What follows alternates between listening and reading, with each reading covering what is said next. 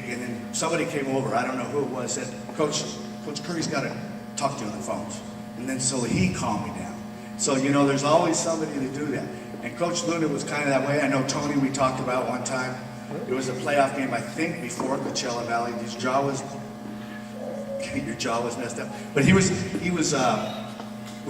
doing goal lines or something. And I didn't play much offense. I was a number 2 on the offense, but I was 1 on D. So I was over on the D side playing. And Tony came through and I wanted to dive off tackle. I don't know if he stumbled over somebody's foot, and I came running up. Whether I was late or not, I don't remember, but it was a helmet-to-helmet contact. Tony rolled over, and he started doing one of these flops. And again, Coach Luna said, my brother, oh no. But he looked at me, and I'm going, oh, I didn't do this on purpose, but then I got my chewy, and bam, that clipboard hit my head, you know what I mean? And I'm going, well, I deserved it, you know, I deserved it. Here we take the stud out, and he's laying on the ground. I deserved every bit of it. And so it's like, but those are the kind of moments. I'm not trying to do this because I'm being mean, but this is just kind of the sign of the times. And coaches could do then what they couldn't do now. And I'm not going to get into some of the details that went on in those days because that's neither here or there. That's what Coach Luna did was perfectly appropriate. I mean, that was normal activity for a lot of coaches throughout America. I mean, Woody Hayes, blah, blah, blah, whatever, back in those. But he didn't, not that kind of stuff. I had my helmet on, Coach. So, baseball, I remember pitching at Nordhoff in a JV game. And we won the game. The next day I got up. Coach Lula talked to me in school and said, by the way, you're coming up to varsity. I am? I must weigh 115 pounds in that, you know, probably that big. And actually, Coach was not quite correct. I started in the first game I went up, but I didn't start in center field. I started in the left field. And we played Channel Islands High School, who had a whole bunch of returning athletes back in those days. The score was already like 12-0, and we're just getting punished. And this kid comes up with the bases loaded, and he hits a line drive. And Kevin runs up, and I just watch it go right through my legs. That was my introduction to varsity baseball. After that, I don't really remember making a catching error. I probably had a throwing error too, because my arm was pretty wild. But I don't remember anything other than that. But that was the most embarrassing. That's a good way to start off your career in front of a coach that brought up a 9th grader. So there's nothing that I've ever been able to do on the field or off the field without my friends. A lot of them are here tonight. Unfortunately, you know, we had some rough injuries my senior year, and I really believe that in football we would have at least taken lead. Maybe only lost a point. We had a tough team.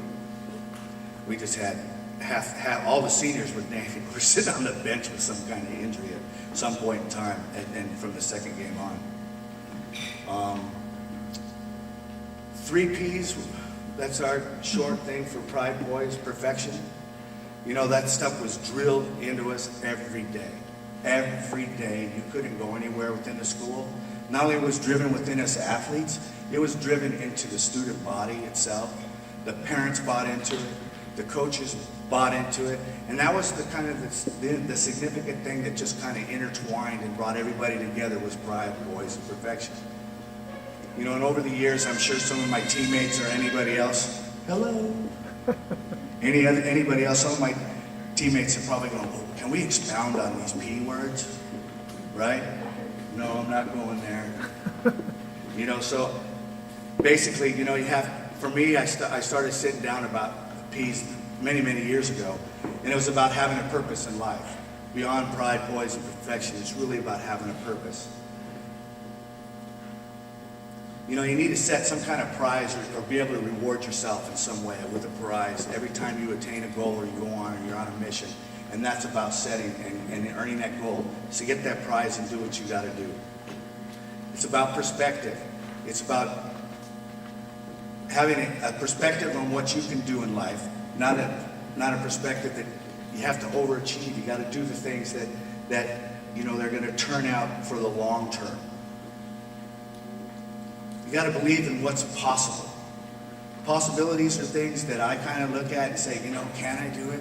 I don't know if I can. And I short myself in saying, you know what, if I go in that direction, if I have the possibilities, just quite possibly I can do that. And if I get off track and I don't have that mission, that's basically where that's what I have to believe in as a person. And basically, I got to have the courage and the heart to make that possibility occur. It's another thing for me would be in the place, your environment, what's going on. Be aware of what's going on, the people you love, the people you cherish, the ones that are closest to you, your God, your honor, and your faith are priorities. You got to have passion. Passion is what drives us throughout life. You don't have passion, it doesn't seem like it doesn't really have any fun. You know, it's just like, it could be good or bad, but if you have passion, it always turns out some way. And I think the last one, and I think this is probably the most important for, at least I know in my family, is praise. Praising the Lord, Jesus Christ daily, and give thanks for every moment that you have here on earth. And what that really means is, to me, and I have this weird kind of a mindset, I'm not a normal guy. I'm really not a normal guy. I think differently than others. You know, and whether that's good or bad, I don't know, makes me unique. I know my kids, I tell stories about them too, because you know how kids are, they see somebody with funny hair. Hey Dad, look at that lady, she got hair like that, you know, right? And so that lady's remembered that for the rest of, hey, how's your daughter? Remember when she teased me about my hair, right?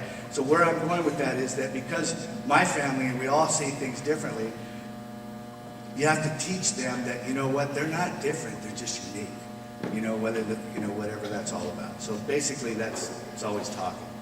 And when I see the vision for all of us that I would like to see is that I picked this up for a friend that I know in Texas. His name is Danny McDaniels. And he wrote on my Facebook site, he goes, Kevin, we usually see the cross from the crowd, looking up at Christ, doing whatever we do. But Jesus wants us to see the crowd from the cross. In other words, get up there, do your thing, sacrifice in life. And I think when you see that, when you're bonded with Christ looking out instead of looking up, he doesn't want you looking up, he wants you living with him. So basically the bottom line, that's where I come from. And that's another P word, by the way, that's perspective, if I didn't already go over it. My athletic career, I'd like to thank a lot of you guys back there that showed up. I'm Dan Dickfoss, you guys. My own classmates, you guys, Mike Walden, Tommy Kobe, Larry Val, Greg Dufresne. Did I miss any of you 71 guys? All the rest of you that aren't here, I know there's a bunch of them. I love you all very much, and let's get it to somebody that knows how to talk.